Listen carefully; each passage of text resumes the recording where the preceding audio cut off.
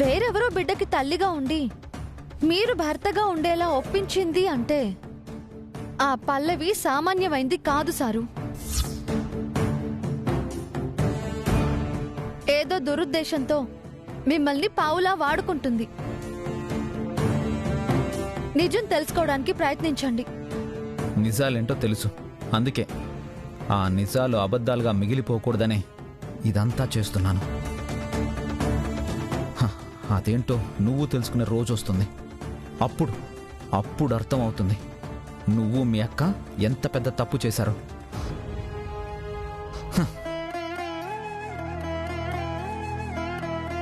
మీరింకా ఆ పల్లవి మాయలో ఉన్నారు సారు. మిమ్మల్ని బాగా ఇన్ఫ్లుయెన్స్ చేసింది. ఏదేమైనా మీ పెళ్లి జరగలేదు. ఆ బిడ్డకి తండ్రి మీరు కాదు, అది చాలు. మిగతా కథ నేను నడిపిస్తాను. పల్లవి కథ ముగిస్తాను.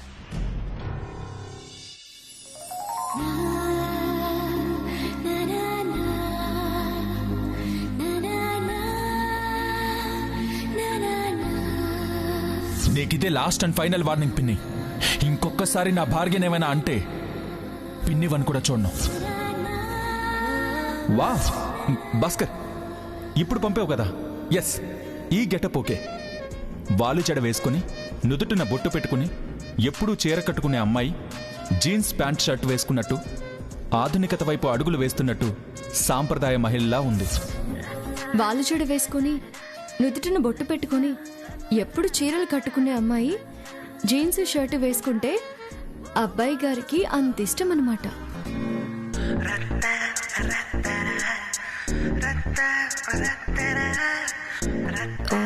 అయ్యో, నా దగ్గర జీన్స్ షర్ట్స్ లేవు కదా, ఇప్పుడెలా? నా దగ్గర లేకపోతే ఏంటి, ఆయనకున్నాయి కదా. కానీ ఆయన బట్టలు వేసుకుంటే ఏమన్నా అనుకుంటారా? అయినా వేసుకుని ఆయనకు కనిపించాలి. ఎలా?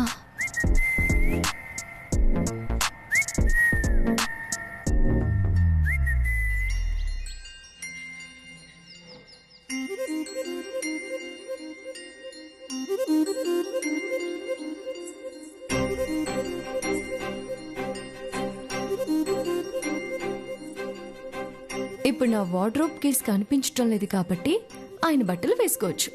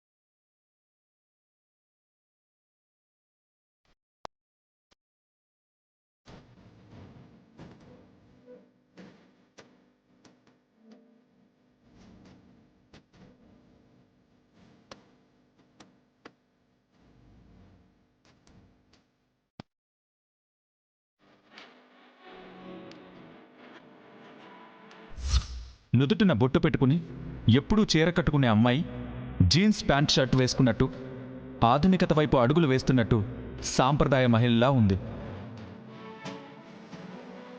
చూడగానే ఎంత అట్రాక్టివ్గా చక్కగా ఉందో చూడండి. ఈ మోడల్ ఓకే చేసేయండి. అలాగే సార్.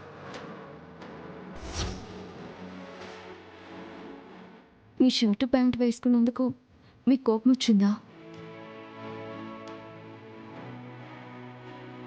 నా వార్డ్రోబ్ కేస్ కనిపించడం లేదు, బయట వేరే బట్టలు లేవు, అందుకనే మీ బట్టలు వేసుకున్నాను అంతే. ఏమీ అనుకోకండి, సారీ. కీస్ దొరకగానే మార్చేసుకుంటాను.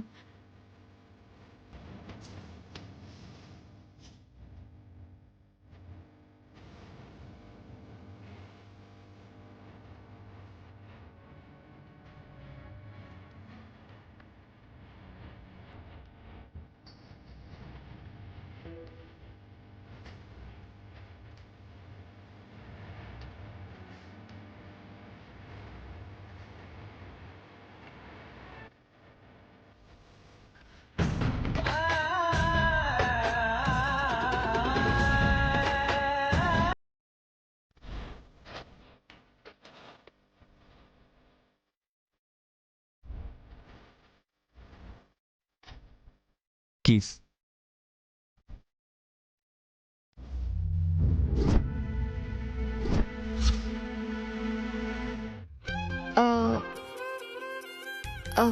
నీ వార్డ్రోబ్ కీస్.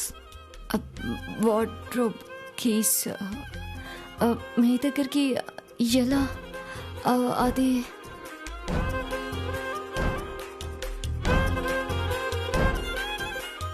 ఏంటలా చూస్తున్నారు? ఎలా చూస్తున్నాను? దొంగ దొరికితే పోలీస్ చూసినట్టు.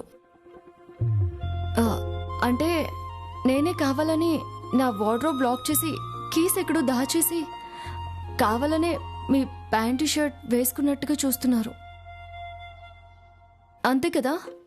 అలాగే అనుకుంటున్నారు కదా? నేను అలా అనుకోవట్లేదు, అనట్లేదు. నువ్వే అనుకుంటున్నావు. మీకు నేను మీ బట్టలు వేసుకోవడం ఇష్టం లేనట్టుంది. అందుకే కేసు వెంటనే దొరికిపోయాయి. ఓ సరే, ఇప్పుడే మార్చుకుని మీ బట్టలు మీకు ఇచ్చేస్తానులేండి.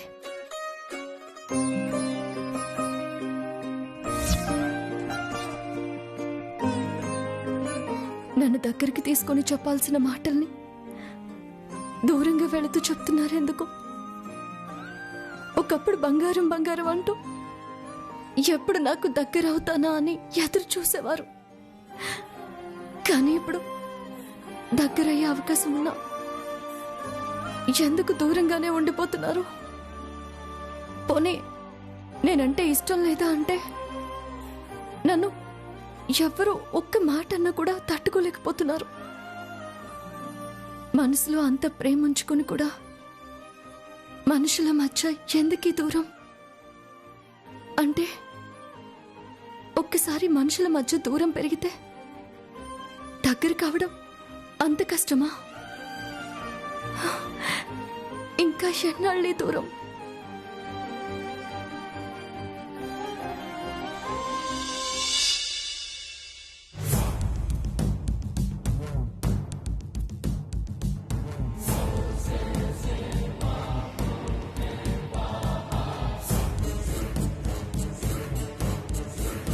చెప్తా నీ సంగతి. ఏం చేస్తావు? ఆ పల్లవికి సపోర్ట్ చేయకుండా నోరు మూసుకొనుండు. లేదంటే ఈసారి ఉప్పు కాదు విషమే కలిపేస్తాను. నాకే దమ్కి ఇచ్చినారులే. చెప్తా. నా కొడుకు చేతే నేను ఇంట్లోకి వెళ్ళి బయటికి గెంటించకపోతే నా పేరు సామ్రాజ్యమే కాదు.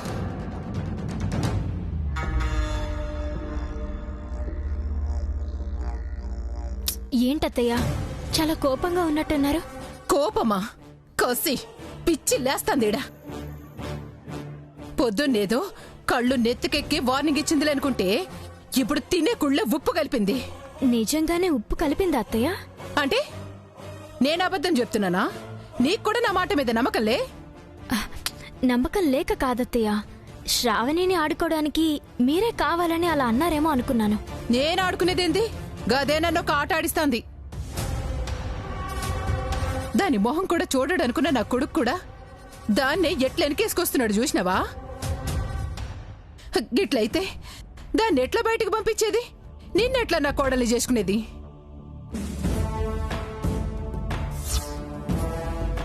అది సరే, గా ధరణి ఏంది అంత కాన్ఫిడెంట్ గా ఉన్నది?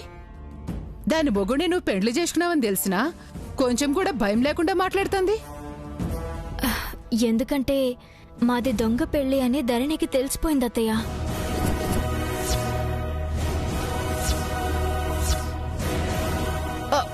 అవునా? మరిప్పుడు ఎట్లా మరి? ధరణికి నిజం తెలిసిపోయింది. నా కొడుకు వాలకం చూస్తా అంటే శ్రావణికి దగ్గర అయ్యేటట్టున్నాడు. మరి వాళ్ళని దూరం చేసేది ఎట్లా? అదైతే పెద్ద కష్టం కాదులే అత్తయ్య. నాకు కడుపు తన వల్లే వచ్చిందని ఆయనకి తెలిసేలా చేస్తే అప్పుడు శ్రావణికి దగ్గర కారు కదా. అసలు ఈ గోలంత ఎందుకు? నీ కడుపు నా కొడుకు వల్లే వచ్చిందని అందరికీ తెలిసేటట్టు చేస్తే సరిపోద్ది కదా. వద్దత్తయ్య, మేమిద్దరము పెళ్లి చేసుకోలేదు, నాటకం ఆడుతున్నామని ధరణికి తెలిసిపోయింది. అయినా అందరికీ చెప్పిందా? నిజం తనలోనే దాచుకుని తన ఆట తను మొదలుపెట్టింది. అలాగే మనం కూడా మన ఆట మొదలు పెట్టాలి. అంతెందుకు, ఆయన మీ కొడుకు అన్నది నిజం కదా. కన్న కొడుకు కళ్ళెదురుగానే ఉన్నా అమ్మ అని పిలిపించుకోలేక మీరెంత నరకం అనుభవిస్తున్నారో అత్తయ్యకి తెలుసు కదా. అయినా నిజం బయట పెడుతున్నారా? కొన్ని నిజాలు ఎప్పటికీ గుండెల్లోనే దాగిపోవాలి. ఇంకొన్ని టైం వచ్చినప్పుడు బయటపడాలి. మనం ఆ టైం కోసం ఎదురు చూద్దాం అత్తయ్య. ఇన్నాళ్ళు గా టైం కోసమే చూసి కళ్ళు కాయలు కాసినాయి. ఇంకా చూసే ఓపికలే. గట్లా అని నువ్వు చెప్పినట్టు తొందరపడి కూడా లాభంలే. నువ్వేం చేస్తావో చెయ్యి. నీ బిడ్డకి తండ్రి నా కొడుకే అని తెలవాలి. గా దరిద్రాలు రెండు ఇంట్లోంచి బయటకు పోయి నువ్వే కోడలుగా ఇంటికి రావాలి. సంజైనదా?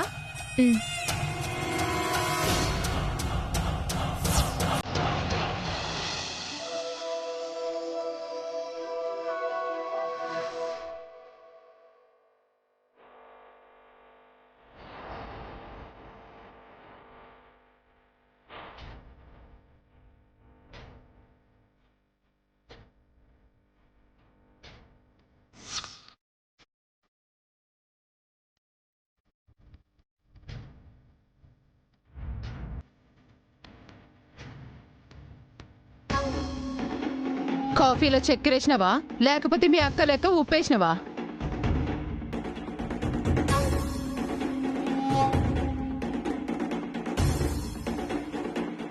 ఏంటి సామ్రాజ్యం, ఇంకా నువ్వు ఆ విషయం వదలలేదా? ఎట్లొదులుతాం? గీరోజు ఉప్పు కలిపిండ్రు, రేపు విషం కలుపుతారు. నీ కోడళ్ళు ఎంతకైనా తెగిస్తారక్క.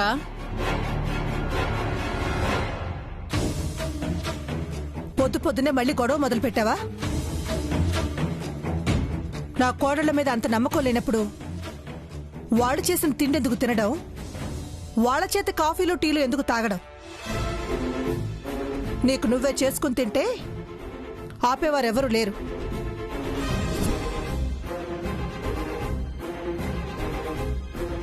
గట్లని చేసుకుంటాలే అక్క. అయినా నాకు ఒకరోజు రాకుండా పోద్దా? నాన్ను చూసుకునేటోళ్ళు రాకుండా పోతారా?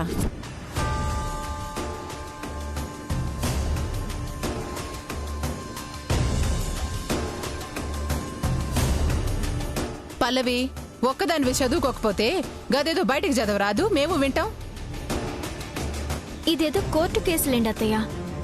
ఇద్దరు తల్లులు ఒక బిడ్డ కోసం గొడవ పడుతున్నారు. మీకంత ఇంట్రెస్టింగ్ గా ఉండదులేండి. ఇద్దరు తల్లులు ఒక బిడ్డ కోసం పోరాడుతున్నారంటే సినిమా స్టోరీ లెక్క ఉంటది. ఇంట్రెస్ట్ లేకపోయింది చదువు.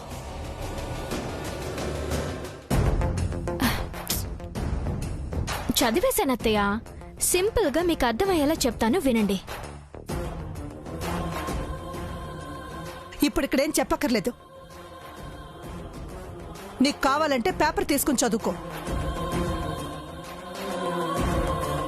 ఆయనే ఉంటే బోడిగుండెందుకని గంత చదివే వస్తే చదువుకోను. నువ్వు చెప్పు పల్లవి.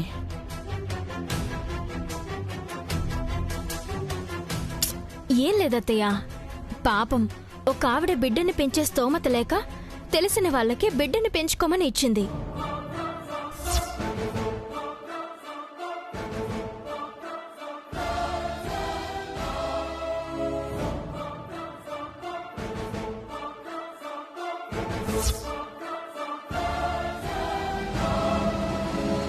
ఆ తర్వాత కొన్నాళ్ళకి మళ్ళీ బిడ్డ కోసం వచ్చింది. ఇప్పుడు ఆ పెంచుకున్న ఆవిడ బిడ్డనివ్వనంటుంది.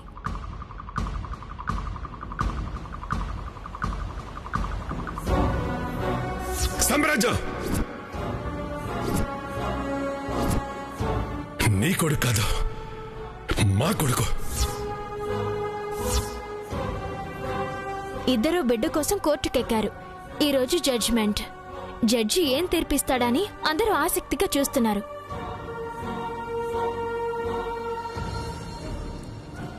గే మాత్రం దానికి కోర్టులో జడ్జిలు ఎందుకు? చిన్న పిల్లాడిని అడిగినా చెప్తాడు. బిడ్డ మీద కన్న తల్లికే హక్కుంటది, కన్న తల్లికే చెందాలే. సామ్రాజ్యం, సామ్రాజ్యం, సామ్రాజ్యం, సామ్రాజ్యం.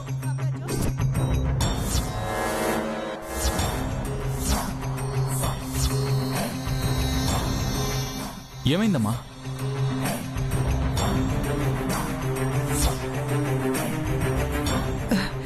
ఏం లేదు నాన్న. కొన్ని విషయాలు ఇంట్లో మాట్లాడకూడదని ఎన్నిసార్లు చెప్పాలి నీకు?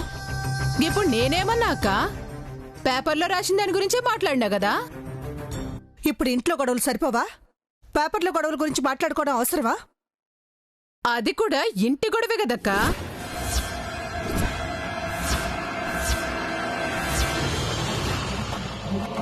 అదే అక్క, అది కూడా ఏదో ఒక ఇంటి గొడవే కదా అంటున్నా. పిన్ని, అమ్మ వద్దన్నప్పుడు మానేయచ్చు కదా, ఎందుకు ఊరికే ఆ విషయం గురించి మాట్లాడతావు? అరే, పేపర్లో విషయాలు కూడా మాట్లాడుకోకూడదంటే ఎట్లరా? నోరు కుట్టు కూసోలా ఏంది? ఒక బిడ్డ కోసం కన్న తల్లి పెంచి తల్లి కోర్టుకెక్కిండ్రు. బిడ్డ ఎవరికి చెందు దాని గొడవ. నేనేమో కన్న తల్లికే చెందాలే అన్నా.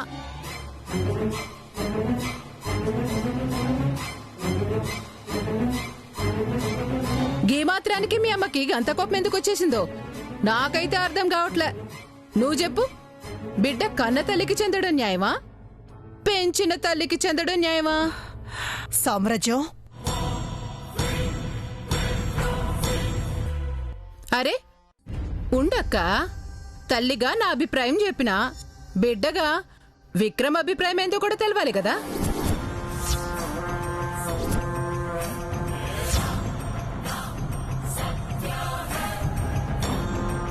అదే ఎవరి అభిప్రాయం ఎట్లుందో తెలుసుకుందామని. నువ్వు చెప్పు విక్రమ్, బిడ్డ కన్నెదలకే చెందాలి కదా? కన్న తల్లికి చెందాలి అంటే ఎలా? చట్ట ప్రకారం పెంచిన తల్లికి కూడా హక్కుంటుంది. లాయర్వి కదా అని అన్నిట్లా చట్టం న్యాయం అంటే ఎట్లా? గిది రక్త సంబంధం, పేగు బంధం. బంధం గురించి ఆలోచించినప్పుడు ఎంత కష్టం వచ్చినా కన్నబిడ్డని కడుపులో పెట్టుకుని పెంచాలి కదా. అప్పుడు బరువును వదిలేసి ఎదిగాక తన బరువు మోస్తాడని ఆ బిడ్డ మీద హక్కుందంటే ఎలా?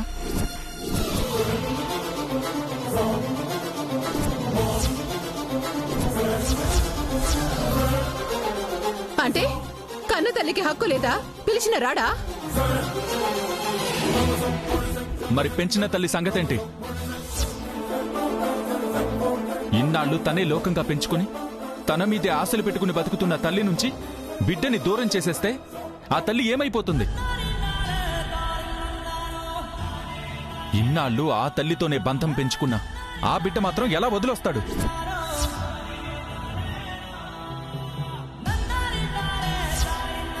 కరెక్ట్ గా చెప్పారు బావగారు. వదులుకున్న రక్త సంబంధం కన్నా పెంచుకున్న అనుబంధమే ఎప్పటికీ గొప్పది. అందరూ బాగానే చెప్తున్నారు కానీ నేను ఒకటి అడుగుతాను, చెప్పండి.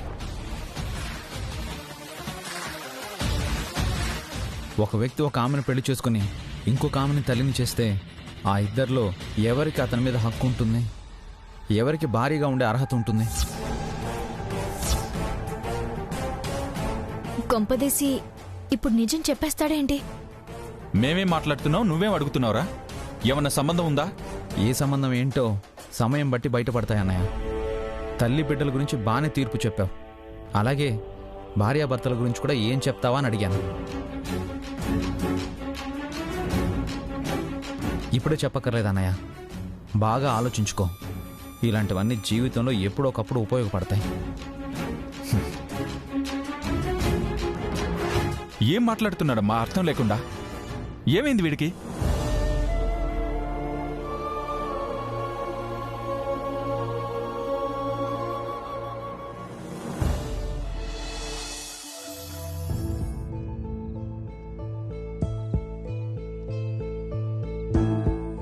Good morning sir. మార్నింగ్. కూర్చోండి. చెప్పండి, ఏదో పర్సనల్గా మాట్లాడాలన్నారు. కొత్త ప్రాజెక్ట్ గురించే. మేడం గారు ఇచ్చిన ఐడియా వల్ల మనం కోర్టు కేసు నుంచి బయటపడ్డాం. ఇప్పుడు ప్రాజెక్ట్కి కావాల్సిన ల్యాండ్ ఎక్విజేషన్ చేయాలి. ల్యాండ్ గురించి మీకు తెలియనే ఉంది, చాలా గొడవలు, కాంప్లికేషన్స్ ఉంటాయి. అందుకని ప్రతి ఫైల్ మీరు పర్సనల్గా చూస్తే మంచిది. నేను అవసరం లేదు, నా భార్య శ్రావణి చూసుకుంటుంది. మీరుండగా మేడం గారు ఎందుకు సార్? అంటే తన వల్ల కాదనా, చేయలేదనా? నో, అలా అని కాదు సార్. మీకైతే అన్నీ తెలుసు. స్పాట్లోనే ఏదైనా డెసిషన్ తీసుకోగలరు. ఆ విషయంలో నాకన్నా నా భార్య బెటర్.